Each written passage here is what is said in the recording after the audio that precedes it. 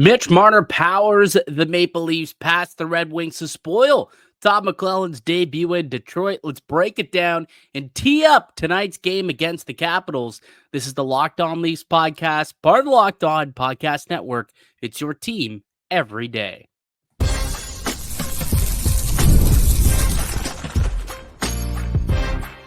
Your Locked On Maple Leafs, your daily podcast on the Toronto Maple Leafs. Part of the Locked On Podcast Network. Your team every day.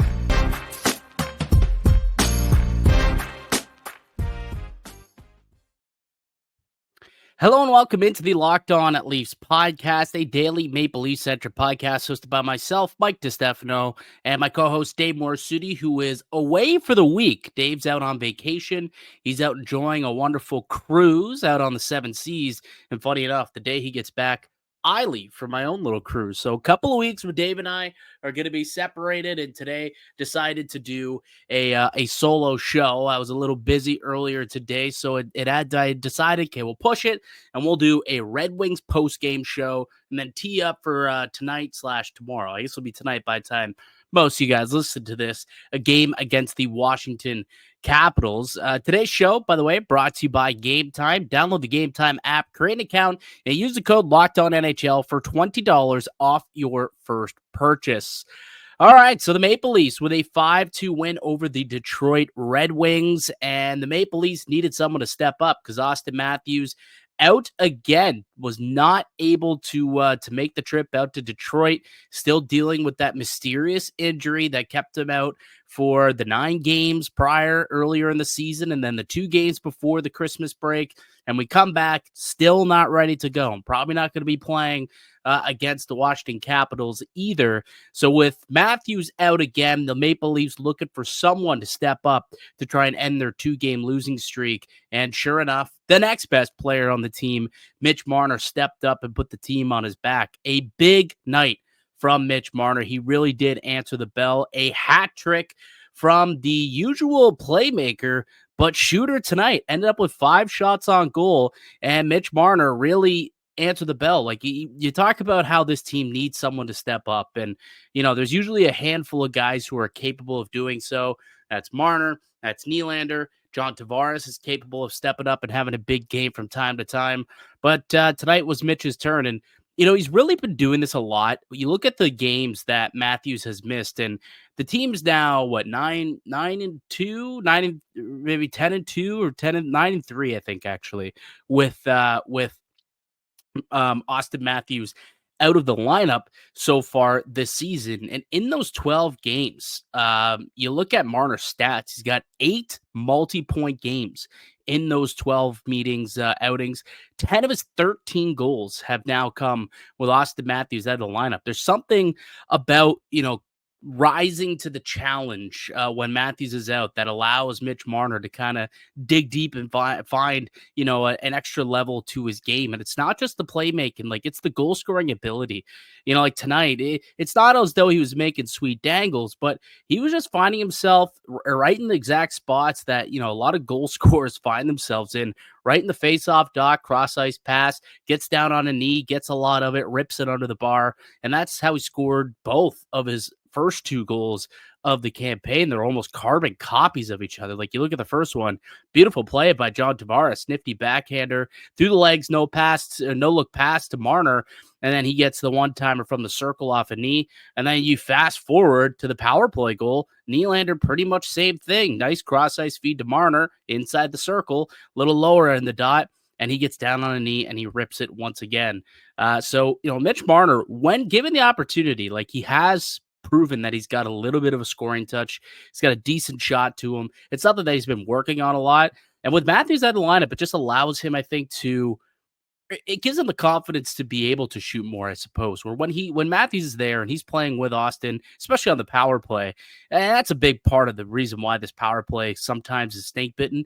It's just too obvious that the puck's finding its way to Auston Matthews at some point. But when he's not there, really anyone could shoot it, whether it's Marner, whether it's Nylander, whether it's Tavares in front of the net. You can get a point shot in there by Morgan Riley, perhaps. Like, there's anyone who really can put pucks on net. And you saw it come through with a successful power play goal tonight. And, that really was a big part of it. But another couple of great games here from him. I thought John Tavares played really well tonight. He had a couple of assists. Now 36 points in 35 games. Like, the guy's playing unbelievable. Like, he's 34 years old. He's in the 7th year of that 7-year contract and playing just as good as he was basically in the first season. He's on pace to pretty well have his second best season as a Toronto Maple Leaf since signing that contract. So the first year he ended up with 48 goals. I don't see that happening again. 48, 47, it was up there. Don't see that happening again. But like, the guy's putting up with some serious numbers, like point per game level numbers, on pace for like 85 points at this juncture in the season. And again, just some creative plays that he made tonight to allow Mitch Marner to get that shot off. Nice, nifty little feed. And then he also assisted. He got the secondary on the second goal on the power play, gets it over to Nylander, tic-tac-toe to Marner, and it's in the back of the net. But it's what he does on both ends of the ice that you really like to see from John Tavares. Like, he's a guy who plays, a full 200-foot game, and it's kind of what he's had to do. He doesn't necessarily have it was never really like a speed demon, I suppose, but the guy's got to play a very straight line game. So he's got to be dependable on both ends of the ice. And that's what Craig Berube expects of him. And he was able to do that pretty well tonight. So overall, like, I think Toronto played well. Like, if we look at the game as a whole, they came out like gangbusters. I thought that obviously they got off to a good start, which is something that they hadn't been doing the last couple of weeks. They've been allowing the first goal of the game a lot, find themselves trailing, having to come from behind, and then they just kind of find a little get disinterested, halfway through the game, or at least that's the way it looked like in the Winnipeg game, and end up getting walloped. And not the case tonight. I thought that it was important that they came out. It was, the coach, the team on the other side, they had a new coach. So like Tom McLellan, his first game, you expect maybe Detroit will come to play tonight, get the new coach bump. Well, how can you make sure that doesn't happen? Take the crowd out of the building, get the first goal, be on them, make sure the first 5 to 10 minutes, Toronto's applying as much pressure as possible. That's exactly what they did. They found themselves up 2-0 pretty early, and they were up 3-0 by the end of the first period. It was really just a pretty sound opening 20 minutes from the Maple Leafs. He had some really good saves by Joseph Woll. The defensemen were doing a good job of making sure that Detroit didn't get a whole lot of anything. Well, they get two high danger chances in the first period. That's it. Only 2 high danger chances in that opening frame. They only had 10 all game. And that really was the message, I think, that the Maple Leafs had. Even John Tavares mentioned that it was something that, as a team, they want to make sure that they did. They want to get off to a good start. They want to defend the net better. And they did both of those things and ended up winning the hockey game. And usually when you do that against a team that is worse than you, that's going to be a good recipe for success. And it was tonight for the Toronto Maple Leafs. Chris Tanev also made his return back to the lineup after missing the game against Winnipeg before the break. And you could just tell that when Tanev's in the lineup, it's just so much more confident of a blue line, and everything just kind of fits a lot better, right? It seems like you finally have that shutdown pair, back together and grooving with McCabe and with Chris Tanev. They were blocking shots. They were getting their sticks in lanes. They're really tough to play against. They were great tonight, taking some serious pucks and rubber off their bodies. I mean, McCabe ended up losing a couple chicklets, if I recall correctly. So defensively, they were excellent as well. Just overall, a pretty solid night for the Maple Leafs. They started to kind of fall asleep a little bit in the third period. Detroit really started to kind of get in on them. They got that power play goal and scored one more after that to cut it to 5-2. But that was as close as they came to coming back in the hockey game. But overall, a good night for the Toronto Maple Leafs. They end up with the 5-2 victory, and they start the unofficial second half of the season on a winning note, pick up a valuable 2 points. And, life after Matthews continues, and it continues on with a victory. And Mitch Marner was the bigger reason for it. But there was a couple of guys who I thought played well. We'll get to the 3 stars of the game on the other side. And I got some other news and notes that I want to talk about from this game as well. And the Maple Leafs back at it again tonight. They got the Washington Capitals in action, and Ovi could potentially be making his return. That's the plan as of now, anyway. Who won't be? Well, that would be Toronto's number one goal scorer. So we'll talk about that contrast and tee up that game in a little bit as well. I'm Mike Distefano. You're listening to the Locked On Leafs podcast, part of the Locked On Podcast Network. It's your team every day. Today's episode is brought to you by Prize Picks. You can now win up to 100 times your money on Prize Picks with as little as 4 correct picks. Prize Picks is the only real money daily fantasy platform with an injury insurance policy, so your lineups stay in play even if one of your players gets injured or if your player leaves in the first half and doesn't return. Prize Picks keeps your lineup live. Prize Picks puts its members first, so all withdrawals are fast, safe, and secure. When my picks hit, I can get my money in as quick as 15 minutes. Sign up today and get $50 instantly when you play $5. You don't even need to win to receive the $50 bonus. It's guaranteed. Prize Picks is the best way to win real money this fantasy season. Which players are going off, which ones aren't. Make your picks in less than 60 seconds and turn your sports opinions into real money all season long on Prize Picks. Download the app today and use the code LOCKEDONNHL to get $50 instantly after you play your first $5 lineup. Prize Picks. Run your game. Welcome back into the Locked On Leafs podcast. Maple Leafs with a 5-2 win over the Detroit Red Wings. Toronto scored early. They scored often, and they got scoring up and down the lineup. Started out with the David Kampf goal early on in the game. Just a solid play from the fourth line. Steven Lorentz dumps the puck in, chases in after it. Connor Dewar chases in after it.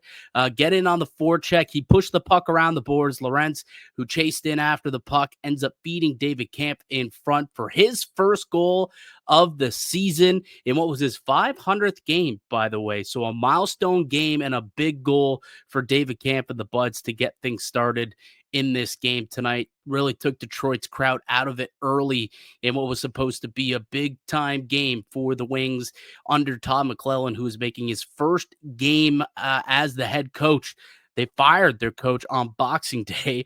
They waited out day after Christmas, I suppose, to give their walking papers to Derek Lalonde, and Tom McLellan takes over. And I'm sure it was not the performance that he was hoping to get out of his team on night number one of him as their head coach. I thought that Detroit would give a little bit more of a push, especially early on. I think you got to credit Toronto for coming prepared and getting ready to go right from the opening puck drop. And that was big because Toronto has not really played well early in games, and they haven't played well on the road either. So that's kind of two trends that they bucked tonight, which was definitely good to see.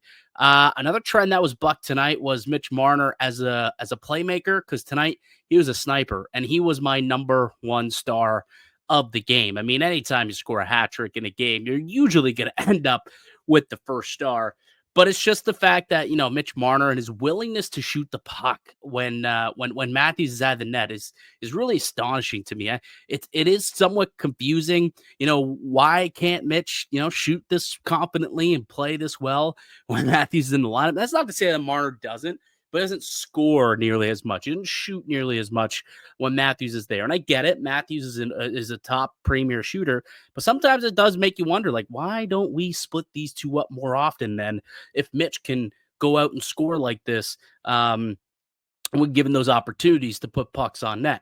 You know, like I said earlier in the show, the stat that kind of popped out to me, I'll shout out David Alter, the Hockey News, for pointing this out on Twitter.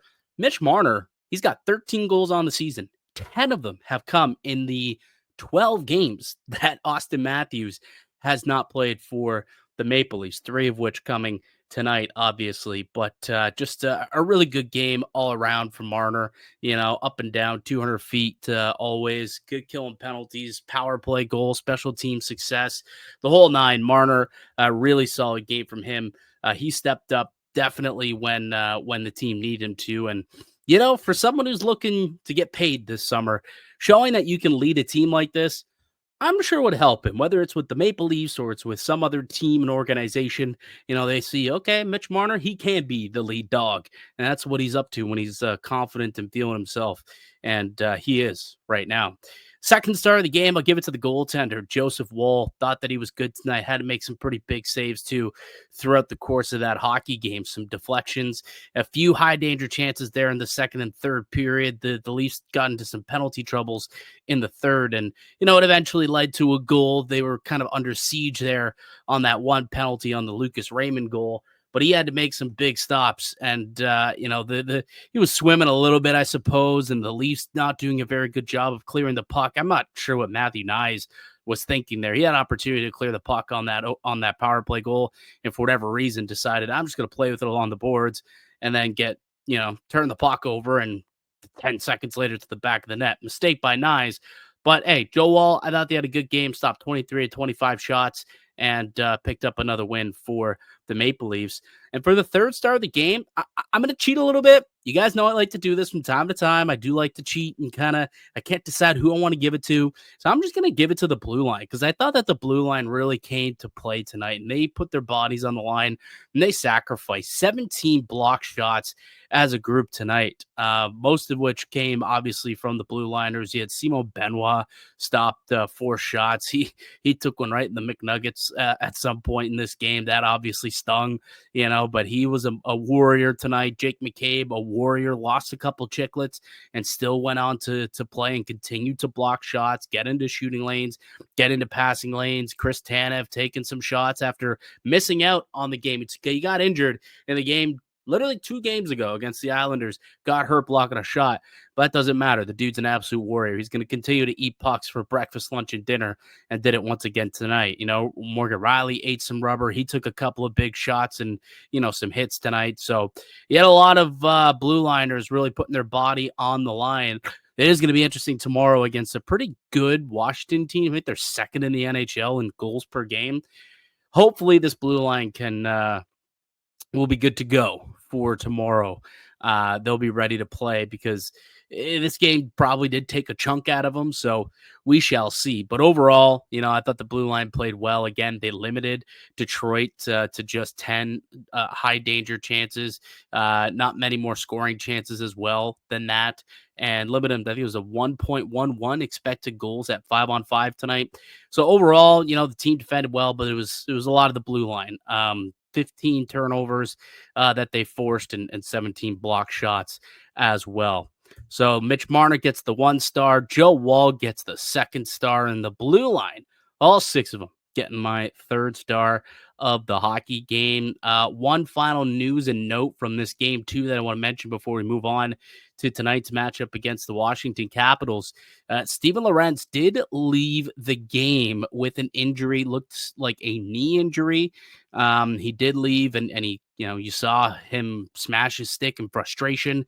He's been a really good depth piece for the Maple Leafs. Hopefully it's not something serious. We shall see. Typically when someone reacts like that, it's not great news. But as per usual, we will find out once the team kind of takes a better look tomorrow, I guess, is what we've been told. So as of now, no new news on Steven Lorentz. I'm sure on Monday's show, I will have more of an update for you guys when it comes to Lorentz. But again, hopefully it is not a serious injury because he's been a really good depth piece. He's been solid for the penalty kill. And again, he's got this party started with a good dump in to start on the opening goal, and he chased in and got the primary assist on it. So, Lorentz can really play a solid 200-foot game. He's not the most, skilled offensive player, but he can play that hard-nosed, straight-line game that Berube likes, and it works out from time to time like it did tonight. So the team's a lot better when he's in the lineup than out of the lineup. So hopefully it's not a long-term injury. We'll find out more tomorrow, I am sure. All right, coming up on the other side, we'll turn the page on this game and start with tonight's game. The Toronto Maple Leafs now head back over the border. They're awaiting the Washington Capitals, and Alex Ovechkin expected to play. We'll get to that and more on the other side. I'm Mike Distefano. You're listening to the Locked On Leafs podcast, part of the Locked On Podcast Network. It's your team every day.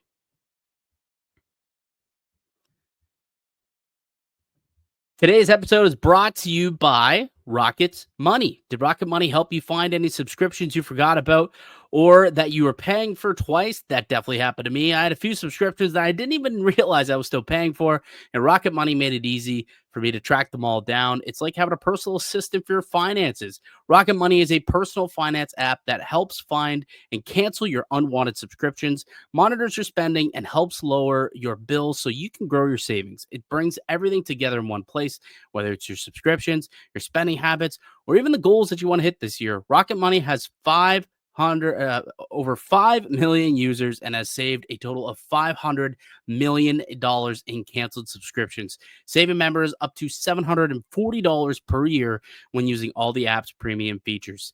If you can go ahead, because for me, one of the best features that I used on this subscription tracker, I've used it to cancel services that I wasn't using anymore, and I've already saved a ton of money. Plus, with their goals feature, I've been able to get automatically set aside money for my future, so there's no more stressing about budgeting each and every month. Cancel your unwanted subscriptions and reach your financial goals faster with Rocket Money. Go to rocketmoney.com/locked-on today. That's rocketmoney.com/locked-on. rocketmoney.com/locked-on.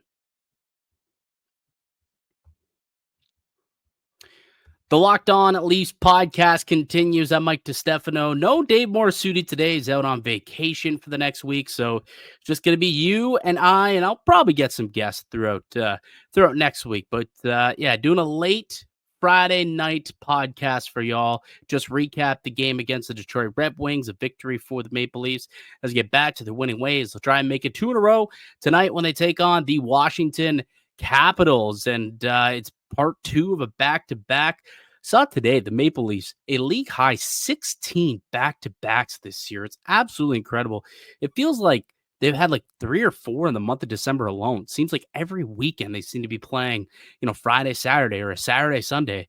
It's kind of wild, the stretch of games that the Leafs have had to play over the last little bit. And it doesn't really slow down either. Like, they had the game tonight against Detroit. They got the Saturday game against Washington, and they play Tuesday afternoon in the New Year's Eve afternoon game at 1 p.m. against the Islanders. Oh, and then there's 13 more games in the month of January.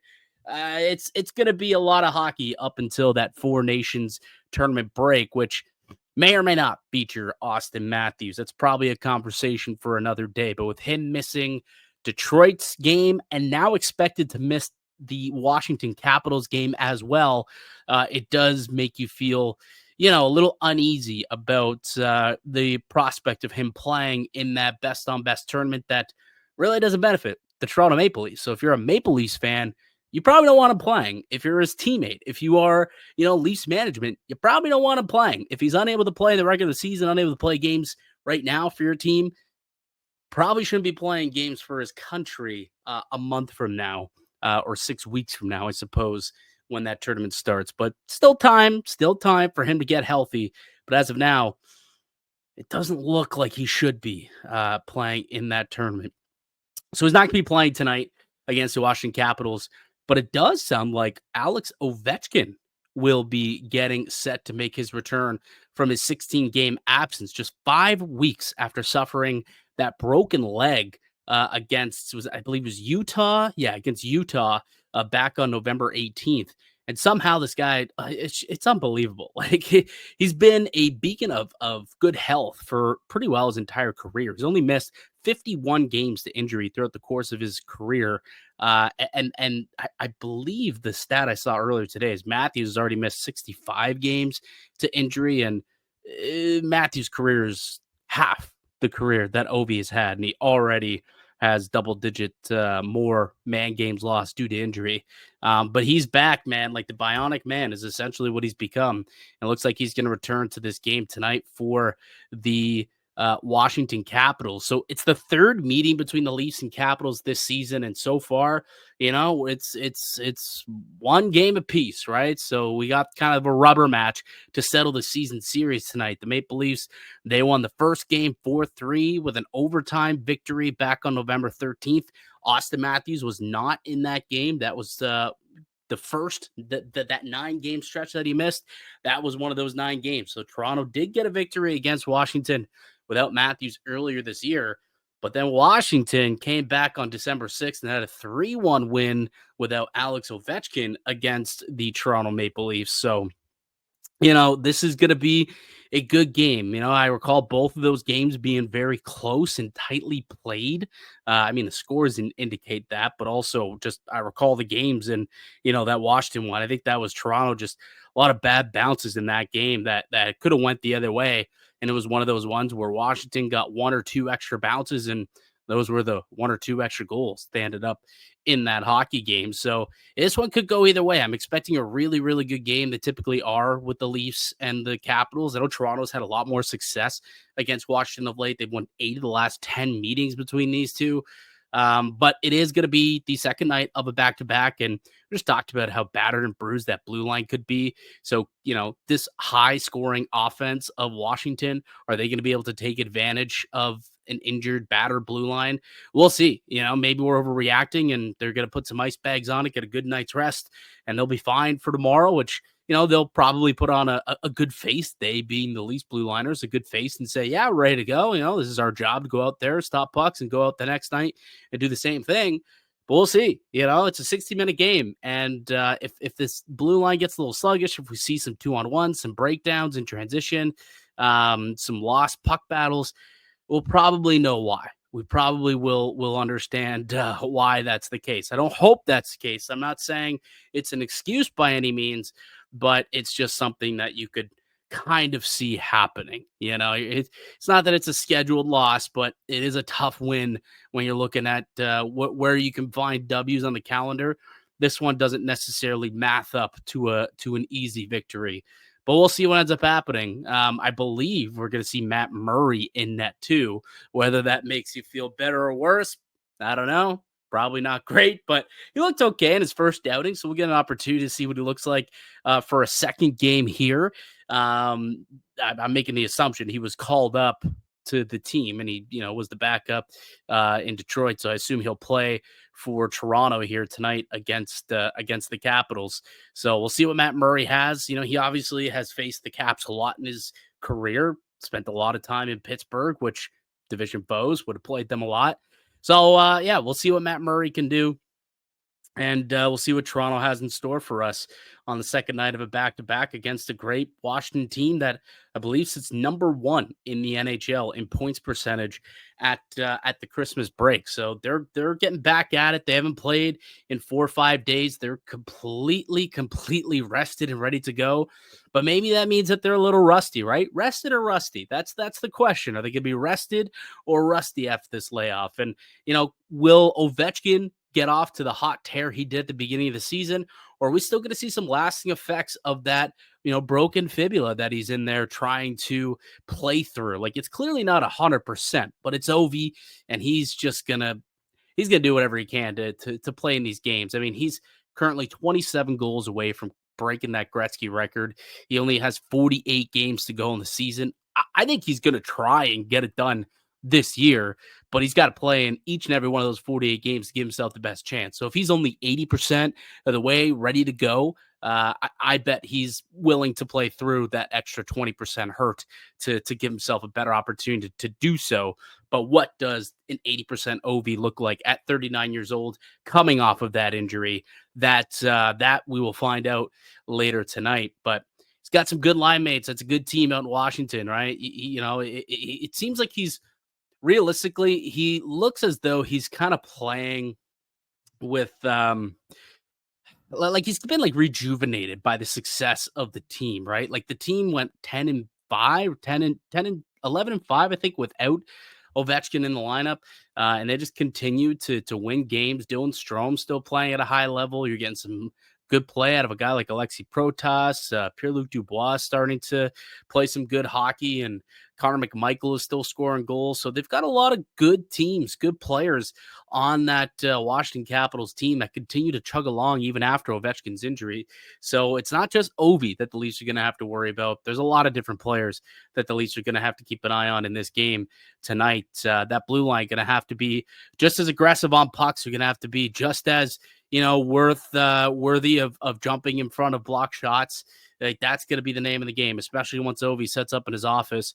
Be ready for it. Chris Tanev, Jake McCabe, be ready to block that shot. And, maybe they'll have some success and try and pick off a full 2 points this weekend, or full 4 points, I suppose, this weekend, with already getting 2 against the Detroit Red Wings. But should be a good game. I'm excited for it. That'll do it for me here today on the podcast. Sorry for the solo show if I was all over the place a little bit. It's been a while since I've done a solo show. 30 minutes straight of talking is not the easiest thing to do, but I had fun. Hopefully you guys enjoyed the show and got a little bit of information as well. I'd like to thank you all for listening and supporting the podcast. You can subscribe to the Locked On Leafs podcast on all platforms and receive daily Leafs content. Follow myself on Twitter at Mickey_Canuck. Follow the show as well at Locked On Leafs. We'll be back with another episode for you guys on Monday to recap the Leafs and Caps and get you set for the New Year's Eve matinee against the New York Islanders. That's coming up on Monday's show.